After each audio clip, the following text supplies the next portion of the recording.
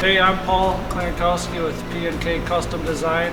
We specialize in custom graphics, and today we had a pretty cool project, one of a kind, with Schifsky companies, and you ain't seen nothing like it.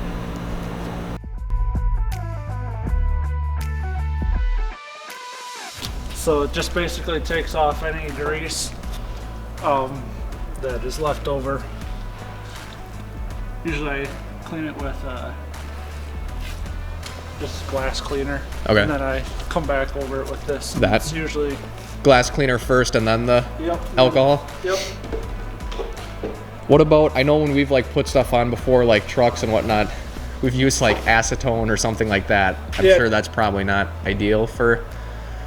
Did you do it when you were installing? Yeah, like right A wet before. install? No. Oh, okay. No. We would just use like acetone to clean the surface and then, okay. or something like that. Yeah, I mean, anything that would take off any Grease leftover and grease or oils. oils, yep.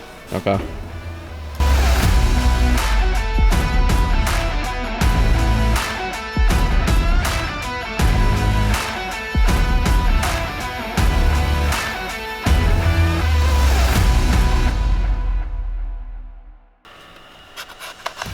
So it sits on the paper that you're cutting now, and then you cut the actual decals out, and then you put this whole like face over the front of it. Yeah. Stick it all after. Yep. Okay.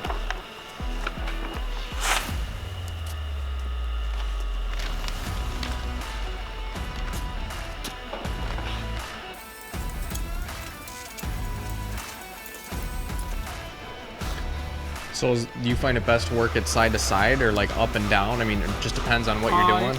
Yeah, it depends. You kind of want to read the vinyl and how it's going to lay in this particular instance. You wouldn't want to go like this in any case because then you have all that left over. Yep. So you want to work as how this would, how Yep. you would, how the vinyl would form to it. Otherwise, in rows up. Otherwise, you're going to fight it. If you Yeah. go this way, all of a sudden you're stuck with finishing all this stuff, and it might not lay the same way as if you're doing it that way. Yeah. And that's maybe not as important in this scenario, but like other things, you can definitely see where it could go wrong if you do it the wrong way. And what I did was basically make a hinge, and then I'll take this tape off, remove that backing paper, and come back. Do the bottom side.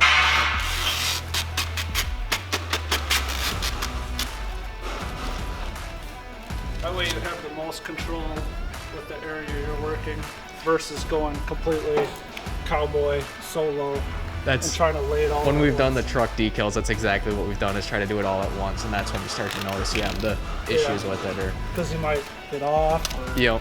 all of a sudden it's not laying where you want it, and You're committed at that point. yeah, especially with this high-tech vinyl. Once it's down, I mean, you're not.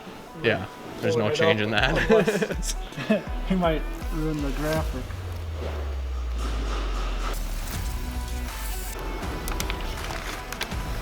That looks awesome.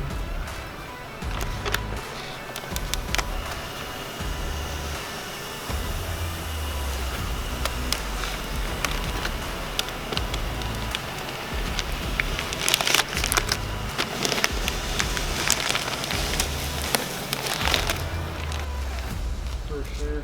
Yeah, that's exactly what I pictured when I thought of it. Nice. I actually shouldn't say I thought of it. Well, I had the idea of like putting something on here. My girlfriend actually drew that thing I sent you or whatever. Yeah. She just drew that on the iPad or whatever, and I was like, to get a rough idea.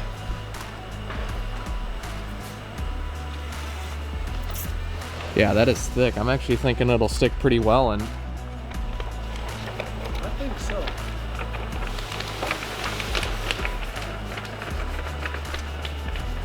I'll go over it with the heat gun too. so what made you get into doing graphics? Oh, I would say it was kind of stumbled upon because I had nothing to do with it, and I was at college for computer-aided drafting and design, and basically they had a plotter in front of the classroom, and I was always on it, just playing with it, making decals, and someday somebody asked me to make them something, and they gave me $20 for it, and I was like, this is something. Maybe I could keep making things. And then it kind of never like really came into something until like 3 years later when it was enough volume that it was like, maybe I should make this a LLC and something to do on the side to complement the full-time business. And there's a lot of just single color decals at the time. And then I bought a printer, and then that's kind of when it changed into like, I actually love this. Creating designs, went to YouTube University. As we all did. Learned a lot of how to use Corel Draw and Photoshop to create cool designs and brand businesses. And then just recently, last year was the first time I went full-time doing this. And now there's no looking back. Yeah. So 2020 was your first year alone, doing solo with the business. Quite a year to do that. Yeah. And honestly, I wouldn't have done it any other way because it was the push I needed, because I got let go from the full-time job due to COVID. And it was, I don't know when I would have made that decision on my own. So it was kind of like, okay. So I got let go, and I was like, honestly, this is great because now I can, they said I could have my job back, but I was like, I'm just going to pretend I don't and lean into this. Yeah. And then in July, like 3 months later, they're like, you want your job back? And I was like, nah, actually, this is going pretty well, and I think I have something here. Yeah. Hey guys, I just wanted to take a second to pause and make note that this is the way a lot of small companies start. This is kind of the way, like, I got into it. Granted, it was a family business, but the point Paul made of YouTube University, you guys can do anything you want without a college degree. You don't really need one. I mean, depending on what it is, if you're an attorney, doctor, things like that. But moral of the story is, it doesn't take much to start a business other than hard work, determination, diligence, perseverance. I mean, that's what you guys really need, and that's all it takes. So take it from Paul, take it from me, that you guys too, if you want to make graphics, if you want to do landscaping, if you want to do excavating, lawn care, whatever you want to do, start a construction business, you can do it. It just takes time, diligence, determination, and perseverance. Let's get back to the video. So it was the time for me to do it. So I think it was perfectly timed.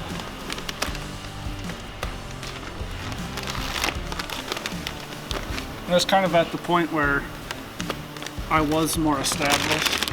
I had more customers and a larger following that I needed to keep up with anyway, because it was working 8 to 5 every day, and then going from 7:30 to 11:30 at night, working at P&K for 4 years. That's what I did. Yeah. So it was a long time to build that up. So was it mostly like social media then, or how have you gotten most of the people you do work with? Yeah, I'd say for sure word of mouth, and then of course social media has brought in people too. Yeah. From hundreds of miles away to right next door. Yep.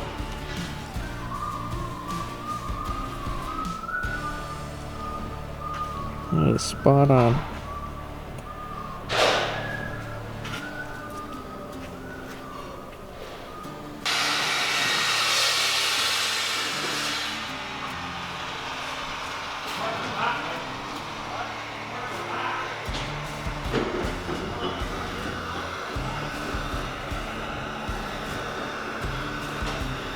So what Paul is doing now is just heating up the adhesive, which helps really make that final bond to the metal and the paint. This is just kind of the final step of the process here. Work some of the bubbles out. This material is really thick, so there wasn't many bubbles in it because of how thick it was. But heat also helps work out some of the bubbles if there is that on thinner materials, from what he was telling me. So, but the main point here with this thicker material is to just make sure that adhesive has done its final bonding to the paint and the metal.